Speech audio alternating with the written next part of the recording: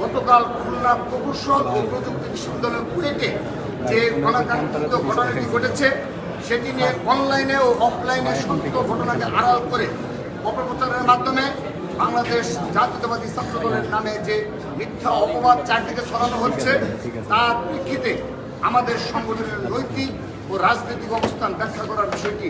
অতি জরুরি হয়ে দাঁড়িয়েছে। এক্ষেত্রে বলে রাখা প্রয়োজন, ইতিমধ্যেই আমাদের সিনিয়র সহসভাপতি আবু আফসান মোহাম্মদ ইয়াহিয়ার নেতৃত্বে একটি সরজমিন তদন্ত টিম খুলনায় গিয়েছেন এবং ইতিমধ্যে আমরা সেই রিপোর্টও পেয়েছি। তাদের প্রতিবেদন ও পুলিশি বা প্রশাসনিক তদন্ত প্রতিবেদন আসার আগ পর্যন্ত পুরো পক্ষই যেন উপসংহারে টানা সম্ভব বা সমীচীন নয়। তবে ভুক্তভোগী শিক্ষার্থীদের বয়ান,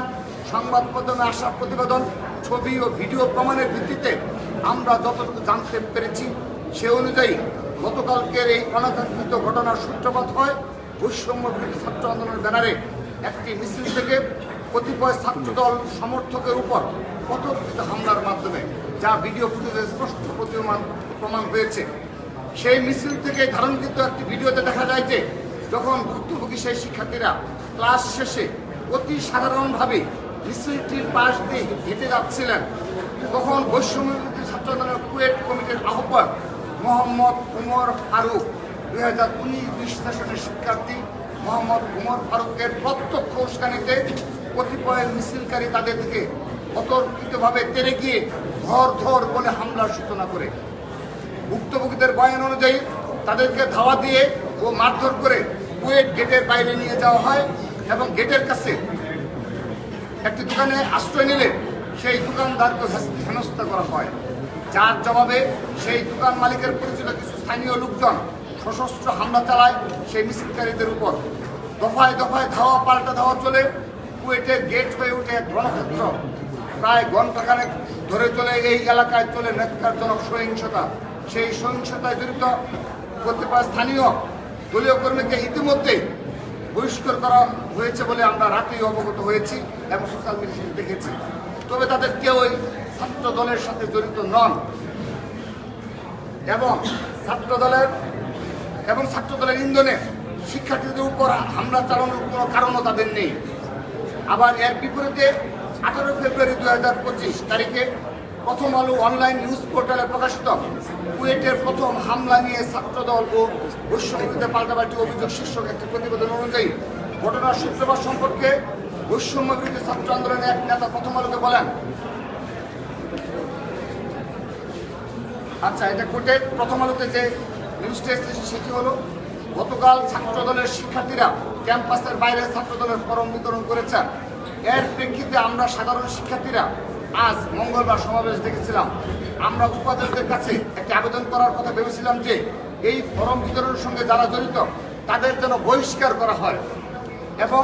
ভবিষ্যতে যেন কুয়েটে কেউ কোনো ছাত্র সংগঠন করতে না পারে। এটি হলো প্রথম আলোতে একজন সাধারণ শিক্ষার্থীদের বৈষম্য বিরোধী একজন শিক্ষার্থীর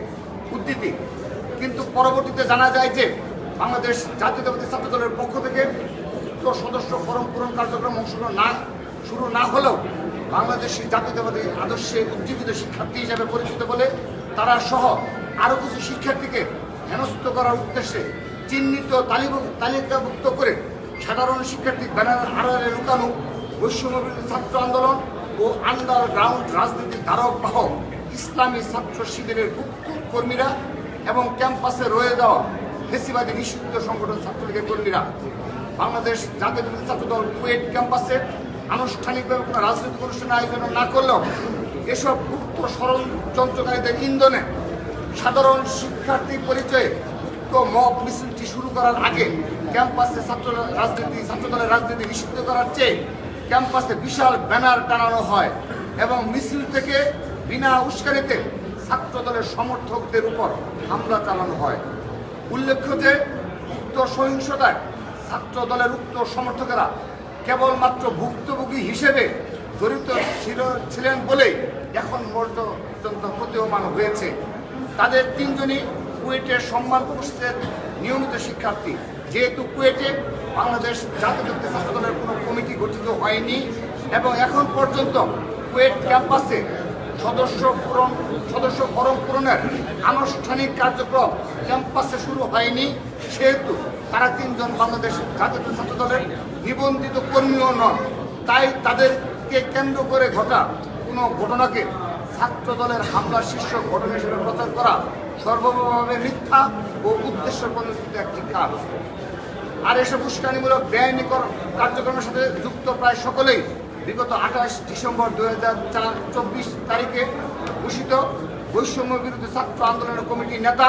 এবং সেই কমিটির আহ্বায়ক মোহাম্মদ উমর ফারুকি ছাত্র দলের সেই 3 জন সমর্থককে ধর করে প্রথমে তেড়ে যান এবং সবাইকে মারধরে একত্রিত করেন। কুয়েট ক্যাম্পাসে বিগত 11 আগস্ট 2024 থেকে প্রশাসনিকভাবে রাজনৈতিক কর্মকাণ্ড নিষিদ্ধ থাকলেও বৈষম্য বিরোধী ছাত্র আন্দোলনের কমিটি ঘোষণার পাশাপাশি বিভিন্ন রাজনৈতিক কার্যক্রম তারা পরিচালনা করে আসছে, যার বিরুদ্ধে কুয়েট প্রশাসনের পক্ষ থেকে কোনো পদক্ষেপ গ্রহণ করা হয়নি। সাধারণ শিক্ষার্থী ব্যানারে কোনো মবও তৈরি হয়নি। আবার এসব ঘটনা চলাকালে এবং পরবর্তীতে কোনোরূপ তথ্য প্রমাণ ছাড়াই স্থানীয় জনতার সাথে কুয়েট শিক্ষার্থীদের এই ন্যাক্কারজনক সহিংসতাকে কোনো নির্দিষ্ট তথ্য প্রমাণ ছাড়াই সামাজিক যোগাযোগ মাধ্যমে ছাত্র দলের হামলা বলে পুরো ঘটনাটিকে ভিন্ন খাতে প্রবাহিত করে রাজনৈতিক ফায়দা লুটার চেষ্টা চালানো হয়। কিন্তু সময়ের সাথে সাথে যত বেশি তথ্য উন্মোচিত হচ্ছে, তত আমরা দেখতে পাচ্ছি যে ন্যাক্কারজনক এই ঘটনাটির প্রকৃত সত্যরূপ যেভাবে উপস্থাপন করা হয়েছে তা হতে সম্পূর্ণরূপ ভিন্ন। আমরা মনে করি এই ঘটনার মাধ্যমে আবারও প্রমাণ হলো 24-এর গণ আন্দোলন গণ অভ্যুত্থানের পর বর্তমানে সারা দেশে বাংলাদেশ জাতীয়তাবাদী ছাত্র দলের নেতা কর্মীদের ইতিবাচক কর্ম পরিকল্পনা ও শান্তিপূর্ণ কার্যক্রমের মাধ্যমে যখন বাংলাদেশ জাতীয়তাবাদীর আদর্শে অসংখ্য নবীন শিক্ষার্থী আকৃষ্ট হচ্ছে ও রাজনৈতিকভাবে সম্পৃক্ত হচ্ছে, ঠিক তখনই আন্ডারগ্রাউন্ড অপরাজনীতির অতি উৎসাহী চর্চার মাধ্যমে প্রতিঘাতমূলক নানান গুপ্ত কার্যক্রম ও অপপ্রচারকে পুঁজি করে উস্কানি সহিংসতার পথ বেছে নিয়েছে কিছু গুপ্ত সংগঠন ও নিষিদ্ধ ঘোষিত ফেসিবাদী সংগঠন ছাত্রলীগের সন্ত্রাসীরা। নিষিদ্ধ ঘোষিত ফেসিবাদী সংগঠন ছাত্রলীগ যেমন অতীতে সাধারণ শিক্ষার্থীদের নাম ভাঙিয়ে নিজেদের অপকর্মের ছাপাই দিত, ঠিক সেভাবেই 5 আগস্ট পরবর্তী সময়ে গুপ্ত সংগঠন শিবির সাধারণ শিক্ষার্থীদের নামকে কলুষিত করছে এবং এই নাম ব্যবহারের মাধ্যমে ক্যাম্পাস সমূহে ভিন্ন রূপে অগণতান্ত্রিক ফেসিবাদী কর্তৃত্ববাদ পুনঃপ্রতিষ্ঠা করার অপচেষ্টায় লিপ্ত রয়েছে। প্রিয় সাংবাদিক ভাই ও বোনেরা, আপনারা জেনে থাকবেন যে গণপ্রজাতন্ত্রী বাংলাদেশের সংবিধানের অনুচ্ছেদ নং 36, 37 ও 38 এবং নাগরিক ও রাজনৈতিক অধিকার বিষয়ক আন্তর্জাতিক চুক্তি ICCPR এর ধারা নং 19, 21, 22 অনুসারে বাক স্বাধীনতার চর্চা ও সভা সমাবেশে অংশগ্রহণ করা বাংলাদেশের সকল শিক্ষার্থীর স্বীকৃত অধিকার। তা সত্ত্বেও শিক্ষার্থীদের রাজনৈতিক সচেতনতার কারণে বর্তমান ফেসিবাদ ও দখলদারিত্বের চর্চা যখন অসম্ভব, তখন সেই ফেসিবাদ ও দখলদারিত্বের সংস্কৃতির ধারক বাহক গুপ্ত নিষিদ্ধ সংগঠন শিবির ও ছাত্রলীগ সম্পূর্ণ আইন বহির্ভূত ও অবৈধ উপায়ে ক্যাম্পাস সময়ে সাধারণ শিক্ষার্থীদের বেশ ধরে গণতান্ত্রিক ছাত্র রাজনীতি নিষিদ্ধ করার দাবি করে ক্যাম্পাস সময়ে নিজেদের অঘোষিত নিষিদ্ধ দখলদারি জারি রাখার জন্য উঠে পড়ে লেগেছে। আমরা বাংলাদেশ জাতীয় ছাত্র দল দেশব্যাপী সকল ক্যাম্পাসে আমাদের সুস্থ, সুন্দর ও শিক্ষার্থী বান্ধব কার্যক্রমকে সাফল্যমণ্ডিত করে তোলার মাধ্যমে গণতান্ত্রিক সাংগঠনিক রাজনৈতিক সৌন্দর্য শিক্ষার্থীর সামনে তুলে ধরে এসব হীন ষড়যন্ত্রকে মোকাবেলা করব বলে দৃঢ়ভাবে বিশ্বাস করি